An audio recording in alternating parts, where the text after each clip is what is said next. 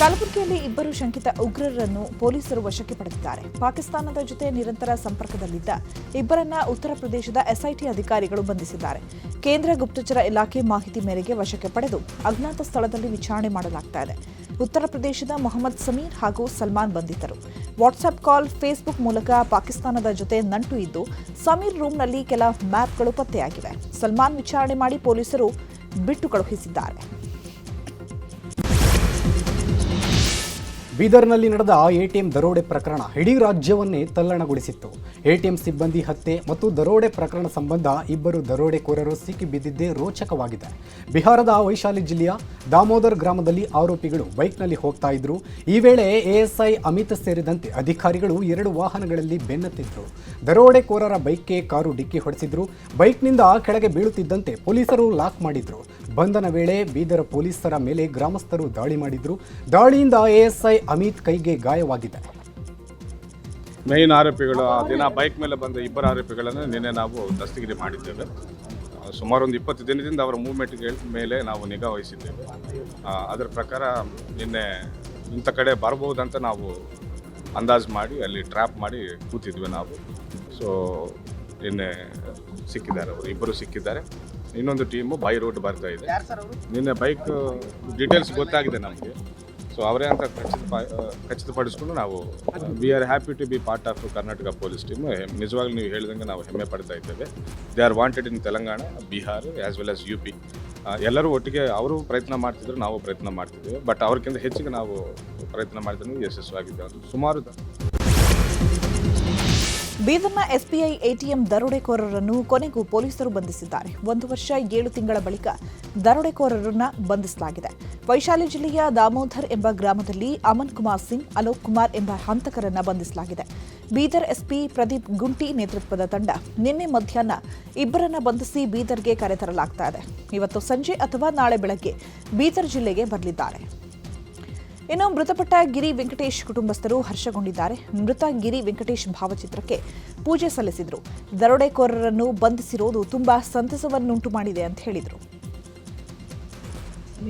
ಗನ್ನ ಹೊಡೆದಿನ ಕಡೆಯಿಂದ ತುಂಬ ಕಷ್ಟ. ನಮ್ಮ ಬೀದರ್ ಪೊಲೀಸರು ಏನು ಹಿಡಿದಾರಲ್ಲ ರೀ, ಅವ್ರಿಗೆ ಧನ್ಯವಾದ ನಂದು. ಬಟ್ ನನ್ನ ಮಗನಿಗೆ ಹೊಡೆದು ಹಾಕಿರಲ್ಲ ರೀ, ಅವ್ರಿಗೆ ಜೀವಾವಧಿ ಶಿಕ್ಷೆ ಆಗ್ಬೇಕು ರೀ. ಮತ್ತು ಇಲ್ಲಾಂದ್ರೆ ನಮಗದು ಸಂತೋಷ ಆಗಂದ್ರಿ. ಅವ್ರಿಗೂ ಫಾಸಿ ಸಜಾ ಆಗ್ಬೇಕು. 19 ತಿಂಗಳಾಯ್ತು ರೀ ನನ್ನ ಮಗ ಸತ್ತು. ಇವಾಗ ನಮ್ಮ ಬೀದರ್ ಪೊಲೀಸರು ಹಿಡ್ಕೊಂಡು ಹಿಡ್ದಾರ್ರಿ. ATMದಲ್ಲಿ ಕೆಲಸ ಮಾಡ್ತೀನಿ. ಅವತ್ತಿನ ದಿವಸ ನಮ್ಮ ತಮ್ಮ ಡೆತ್ತಾಗಿ ಇಲ್ಲಿವರೆಗೆ 15 ತಿಂಗಳಾಯಿತು. ಫೈರಿಂಗ್ ಆಗಿತ್ತು.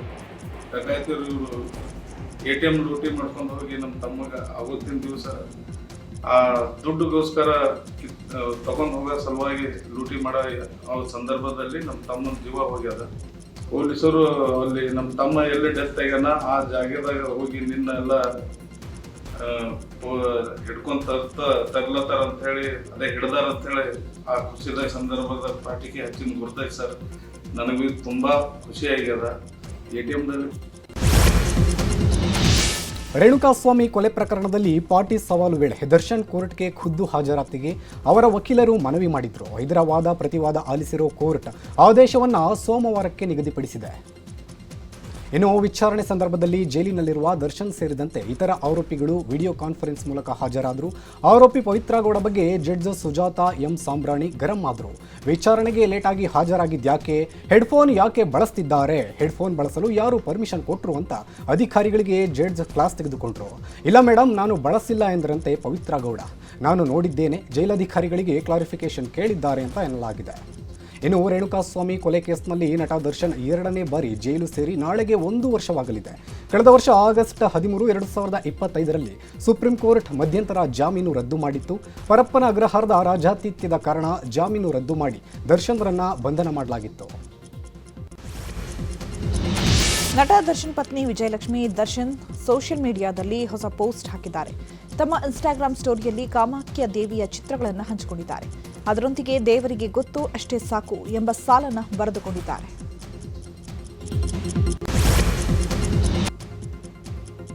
ಕದಮ್ ಅಂದರೆ ಒಂದು ವ್ಯಕ್ತಿ ಈ ಗಾಡಿಯನ್ನು ತಗೊಂಡು ಹೋಗಿರೋದು ಕಂಡು ಬಂದಿರುತ್ತದೆ. ಸೊ ಅವನನ್ನು ಅರೆಸ್ಟ್ ಮಾಡಿ ಮುಂದಿನ ವಿಚಾರಣೆಯನ್ನು ಮಾಡುವ ಸಂದರ್ಭದಲ್ಲಿ ಈ ವ್ಯಕ್ತಿಯ ಟಾರ್ಗೆಟ್ ಏನಂದರೆ ಹೀರೋ ಹೋಂಡಾ ಸ್ಪ್ಲೆಂಡರ್ ಗಾಡಿಗಳು. ಒಟ್ಟು ಇವನು 43 ಮೋಟಾರ್ ಸೈಕಲನ್ನು ಕಳ್ತನ ಮಾಡಿದ್ದಾನೆ. 43ರಲ್ಲಿ 41 ಗಾಡಿ ಹೀರೋ ಹೋಂಡಾ ಸ್ಪ್ಲೆಂಡರ್, 1 ಪ್ಯಾಷನ್ ಮತ್ತು ಇನ್ನೊಂದು HF ಡೀಲಕ್ಸ್. ಇವನ ಟಾರ್ಗೆಟ್ ಹೆಂಗೆ ಅಂದರೆ ಇಲ್ಲಿ ಸುತ್ತಮುತ್ತ ಜಿಲ್ಲೆ ಬೆಳಗಾವಿ ನಗರ, ಬೆಳಗಾವಿ ಸುತ್ತಮುತ್ತ ಇರುವ ಎಲ್ಲ ಏರಿಯಾ, ಖಾನಾಪುರ, ನಂದಗಡ ಇಲ್ಲಿ ಮತ್ತು ಉತ್ತರ ಕನ್ನಡ, ಗದಗ, ಧಾರವಾಡ, ಹುಬ್ಳಿ ನಗರ, ಸೊ ಒಂದೊಂದು ಕಡೆನೂ ಕಳ್ತನವನ್ನು ಮಾಡಿರ್ತಾನೆ. ಇದರಲ್ಲಿ ಬೆಳಗಾವಿ ಜಿಲ್ಲಾ ವ್ಯಾಪ್ತಿಯಲ್ಲಿ ಮಾತ್ರ 25 ಕಳ್ತನ ಕಳೆದ ಹಾಸನ ಜಿಲ್ಲೆಯಲ್ಲಿ ಕಾಡಾನೆ ಸೆರೆಗೆ ಕಾರ್ಯಾಚರಣೆ ನಡೆಸಲಾಗ್ತಾ ಇದೆ. ಬೇಲೂರು ತಾಲೂಕು ಹಂಚಿಹಳ್ಳಿ ಬಳಿ ಕಾಡಾನೆ ಹಿಡಿಯಲು ಅರಣ್ಯ ಇಲಾಖೆ ಹರಸಾಹಸ ಪಡುತ್ತಿದ್ದಾರೆ. ಅರವಳಿಕೆ ಚುಚ್ಚುಮದ್ದು ನೀಡಲು ವೈದ್ಯರು ಸರ್ಕಸ್ ಮಾಡ್ತಾ ಇದ್ದು, ಒಂಟಿ ಸಲಗ ಅಡ್ಡಾದಿಡ್ಡಿಯಾಗಿ ಓಡಾಡ್ತಿದೆ. ಕಾಡಾನೆ ಕಂಡು ಅರಣ್ಯ ಅಧಿಕಾರಿ ಓಡಿದ್ದು ಅದೃಷ್ಟವಶಾತ್ ಅಪಾಯದಿಂದ ಪಾರಾಗಿದ್ದಾರೆ.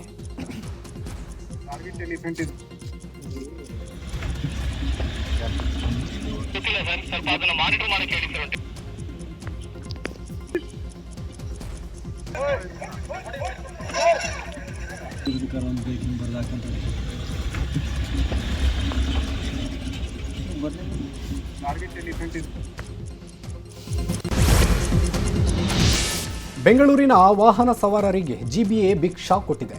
ಕೊನೆಗೂ ಪಾರ್ಕಿಂಗ್ ಶುಲ್ಕವನ್ನು ನಿಗದಿ ಮಾಡಲಾಗಿದೆ. ಹೊಸ ಪಾರ್ಕಿಂಗ್ ನೀತಿಯಲ್ಲಿ 3 ಮಾದರಿ ಪಾರ್ಕಿಂಗ್ ಶುಲ್ಕ ಹಾಕುವುದಕ್ಕೆ ನಿರ್ಧಾರ ಮಾಡಲಾಗಿದೆ. ಶುಲ್ಕ, ಆನ್ ಸ್ಟ್ರೀಟ್ ಶುಲ್ಕ ಮತ್ತು ಮಾಸಿಕ ಪಾರ್ಕಿಂಗ್ ಶುಲ್ಕ ತರಲು ಮುಂದಾಗಿದೆ.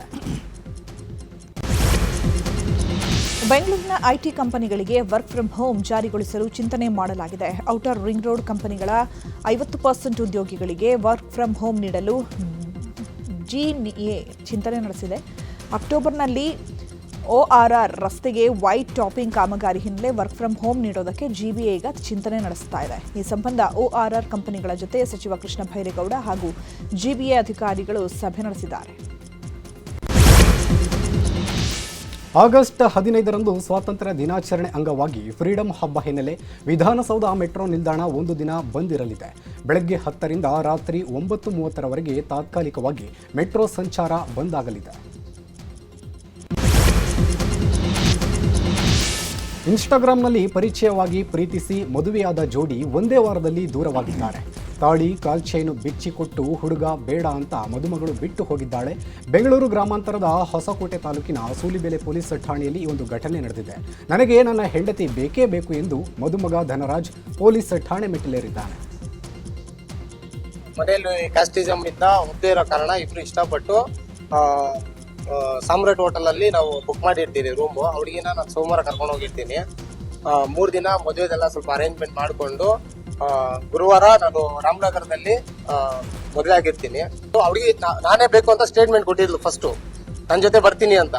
ಅದಾದ್ಮೇಲೆ ಅವರಪ್ಪ ಅವರು ಬಲವಂತವಾಗಿ ಇವತ್ತೇ ಸತ್ತೋಗ್ತೀನಿ ನೀನ್ ಬಂದಿಲ್ಲ ಅಂದ್ರೆ ಅಂತ ಹೇಳ್ಬಿಟ್ಟು ಬಲವಂತದಿಂದ ಕರ್ಕೊಂಡು ಹೋಗಿದ್ದಾರೆ. ಇವಾಗ ನಾನ್ ಕೇಳೋದೇನಂದ್ರೆ ಇದೇ ನಾನು ತಾಳಿ ಕಟ್ಟಿರೋ ನನ್ನ ಹೆಂಡತಿ ಕತ್ತಿಂದ ಇದೇ ಸ್ಟೇಷನ್ ಅಲ್ಲಿ ಕಿತ್ತು ಕೊಟ್ಟಿದ್ದಾರೆ ನನ್ನ ಕೈಯಲ್ಲಿ. ಯಾರಂತ ಗೊತ್ತಿಲ್ಲ ಸರ್, ಬಟ್ ಕಿತ್ತು ಕೊಟ್ಟಿದ್ದಾರೆ. ತಾಳಿ ನೋಡಿ ತಾಳಿ ಕೂಡ ನನ್ಗೆ ಕಿತ್ತು ಕೊಟ್ಟಿದ್ದಾರೆ ಕಟ್ಟಿರೋ.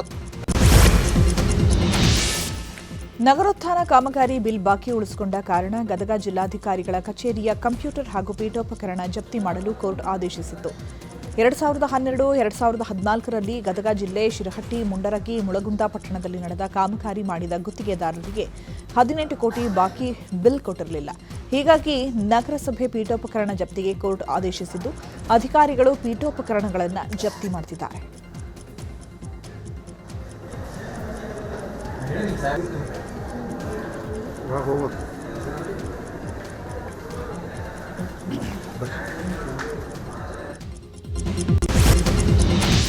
ಸಚಿವ ಸ್ಥಾನ ಸಿಗದವರ ಅಸಮಾಧಾನ ಮುಂದುವರೆದಿದೆ. ಸೋಮವಾರ ಸಮಾನ ಮನಸ್ಕ ಶಾಸಕರು ಸಭೆ ಕರೆದಿದ್ದಾರೆ. ಚಿಕ್ಕಬಳ್ಳಾಪುರ, ಕೋಲಾರ ಶಾಸಕರಿಂದ ಸಭೆ ಕರೆಯಲಾಗಿದ್ದು, ಎರಡೂ ಜಿಲ್ಲೆಗೂ ಸಂಪುಟದಲ್ಲಿ ಅವಕಾಶ ನೀಡಿಲ್ಲ. ಹೀಗಾಗಿ ಜಿಲ್ಲೆಗೆ ಒಬ್ಬರಿಗಾದರೂ ಅವಕಾಶ ನೀಡಬೇಕೆಂಬ ಡಿಮ್ಯಾಂಡ್ ಇದ್ದು, ಸೋಮವಾರ ಬೆಂಗಳೂರಿನಲ್ಲಿ ಅತೃಪ್ತರ ಮೀಟಿಂಗ್ ನಡೆಯಲಿದ್ದು, ಕಾಂಗ್ರೆಸ್ ವರಿಷ್ಠರಿಗೆ ಸಂದೇಶ ರವಾನಿಸುವ ಪ್ಲಾನ್ ಮಾಡಿಕೊಂಡಿದ್ದಾರೆ. ಇನ್ನು ಈ ನಡುವೆ ಸಚಿವ ಸ್ಥಾನ ಕೈತಪ್ಪಿದ್ದಕ್ಕೆ ಅತೀವ ನೋವು ತಂದಿದೆ ಎಂದು ಶಿವಮೊಗ್ಗದ ಸಾಗರದಲ್ಲಿ ಶಾಸಕ ಬೇಳೂರು ಗೋಪಾಲಕೃಷ್ಣ ಹೇಳಿದ್ದಾರೆ. ರಾಷ್ಟ್ರೀಯ ಪಕ್ಷ ಇದು ಸಾಮಾನ್ಯವಾಗಿ ನಾವೆಲ್ಲ ಕೇಳಿದ್ದೀವಿ, ಬಹುಶಃ ನನಗೂ ಆಗುತ್ತಂತ ನಾವು ನಿರೀಕ್ಷೆಯಲ್ಲೇ ಇದ್ದೀವಿ.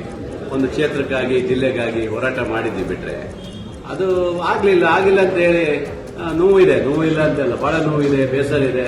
ಹಾಗಾಗಿ ಸ್ವಲ್ಪ ದಿನ ಬರಲಿಲ್ಲ, ನೀವು ಬಂದಿದ್ದೀರಿ, ನೀನು ಅಭಿವೃದ್ಧಿ ಪರವಾಗಿ ಕೆಲಸ ಮಾಡಬೇಕಾಗಿದೆ. ಅದರಿಂದ ಆ ಬೇಸರವನ್ನು ಹೊರಗಾಕಿ ಬಿಟ್ರೆ ನಮ್ಮ ಸರ್ಕಾರದ ಇದರಲ್ಲಿ ಯಾವುದೇ ತೊಂದರೆ ಆಗಬಾರ್ದು, ಮುಖ್ಯಮಂತ್ರಿಗಳಿಗೆ ತೊಂದರೆ ಆಗಬಾರ್ದು. ಮತ್ತೆ ಮುಂದಿನ 28ಕ್ಕೂ ಸಹ ಸರ್ಕಾರ ಬರಬೇಕು ಉದ್ದೇಶದಿಂದ ದೋಸ್ತಿ ನಾಯಕರ ವಿರುದ್ಧ ಶಾಸಕ ಪ್ರದೀಪ್ ಈಶ್ವರ್ ಲೇವಡಿ ಮಾಡಿದ್ದಾರೆ. ನಾಳೆ ಬಿಡದಿ ನಾಟಕ ಪ್ರಾರಂಭವಾಗಲಿದ್ದು ನಾಟಕ ರತ್ನ ಕುಮಾರಸ್ವಾಮಿ ಅವರ ನಾಟಕ.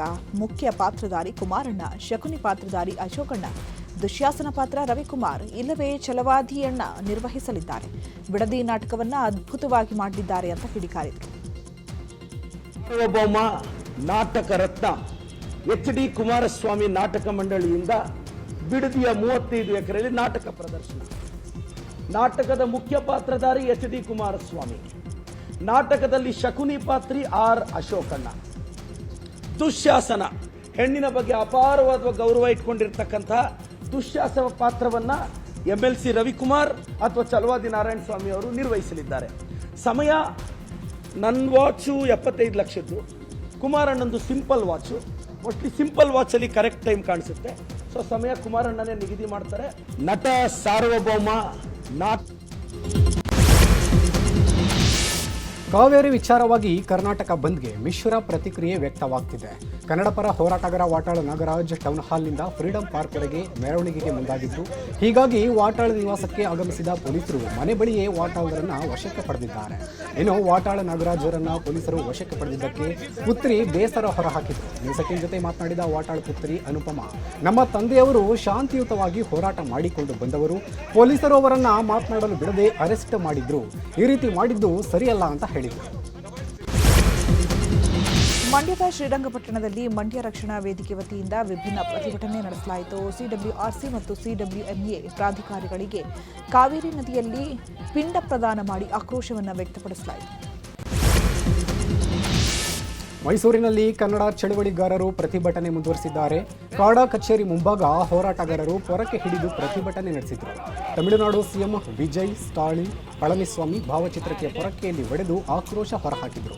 ಹಾಗೆಯೇ ಮೇಕೆದಾಟು ಯೋಜನೆ ಶೀಘ್ರವಾಗಿ ಜಾರಿ ಮಾಡಬೇಕು ಎಂದು ಒತ್ತಾಯ ಮಾಡಿದರು. ಇನ್ನು ಕರ್ನಾಟಕ ರಾಜ್ಯ ಕಬ್ಬು ಬೆಳೆಗಾರರ ಸಂಘ ಕೂಡ ಕಾಡಾ ಕಚೇರಿ ಬಳಿ ರಸ್ತೆ ತಡೆದು ಪ್ರತಿಭಟನೆ ಮಾಡಿತು. ಹಳ್ಳಿಕೆರೆ ಹುಂಡಿ ಭಾಗ್ಯರಾಜ್ ನೇತೃತ್ವದಲ್ಲಿ ಪ್ರತಿಭಟನೆ ನಡೆದಿದ್ದು, ಖಾಲಿ ಬಿಂದಿಗೆ ಹಿಡಿದು ಬಾರು ಕೋಲು ಹಿಡಿದು ಆಕ್ರೋಶ ಹೊರಹಾಕಿದರು. ಹಾಗೆಯೇ ಹಾರ್ಡಿಂಗ್ ವೃತ್ತದಲ್ಲಿ ರೈತರು ಕನ್ನಡ ಪರ ಹೋರಾಟಗಾರರು ನಿದ್ರಿಸುವ ಚಳುವಳಿ ನಡೆಸಿದರು. ನಮ್ಮ ರಾಜಕಾರಣಿಗಳು ನಿದ್ರೆಗೆ ಜಾರಿದ್ದಾರೆ, ತಮಿಳುನಾಡಿಗೆ ನೀರು ಬಿಡೋದ್ರಿಂದ ರೈತರು ಸಂಕಷ್ಟ ಎದುರಿಸುತ್ತಾರೆ, ಕಾವೇರಿ ನಮ್ಮದು, ಯಾವುದೇ ಕಾರಣಕ್ಕೂ ಬಿಟ್ಟುಕೊಡಲು ಸಾಧ್ಯವಿಲ್ಲ ಅಂತ ಕಿಡಿಕಾರಿದರು. ಕಾಡಾ ಕಚೇರಿಗೆ ರೈತರು ಮುತ್ತಿಗೆ ಹಾಕಲು ಯತ್ನಿಸಿದರು. ಈ ವೇಳೆ ಪೊಲೀಸರು ಹಾಗೂ ರೈತರ ನಡುವೆ ಮಾತಿನ ಚಕಮಕಿ ನಡೆದಿದ್ದು, ರೈತರನ್ನ ಪೊಲೀಸರು ವಶಕ್ಕೆ ಪಡೆದರು. ಚಾಮರಾಜನಗರದಲ್ಲಿ ಜಿಲ್ಲಾ ಕನ್ನಡ ಸೇನಾ ಪಡೆಯಿಂದ ಪ್ರತಿಭಟನೆ ನಡೆಸಿ ಬಂದ್ಗೆ ಸಾಂಕೇತಿಕ ಬೆಂಬಲ ಸೂಚಿಸಿದರು. ಚಾಮರಾಜೇಶ್ವರ ಪಾರ್ಕ್ನಿಂದ ಭುವನೇಶ್ವರಿ ವೃತ್ತದವರೆಗೆ ಪ್ರತಿಭಟನಾ ಮೆರವಣಿಗೆ ನಡೆಸಿದರು. ಮೆರವಣಿಗೆ ಉದ್ದಕ್ಕೂ ಕಡ್ಲೆಪುರಿ, ಹೂ, ಅರಿಶಿನ, ಕುಂಕುಮ ಎರಚುತ್ತಾ ಆಕ್ರೋಶ ಹೊರಹಾಕಿದರು.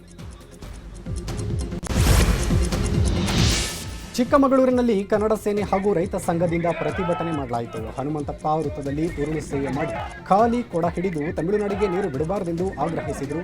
ವಾಟಾಳ ನಾಗರಾಜ್ ಅವರನ್ನ ವಶಕ್ಕೆ ಪಡೆದಿರೋದಕ್ಕೆ ಸರ್ಕಾರದ ವಿರುದ್ಧ ಘೋಷಣೆ ಕೂಗಿದರು.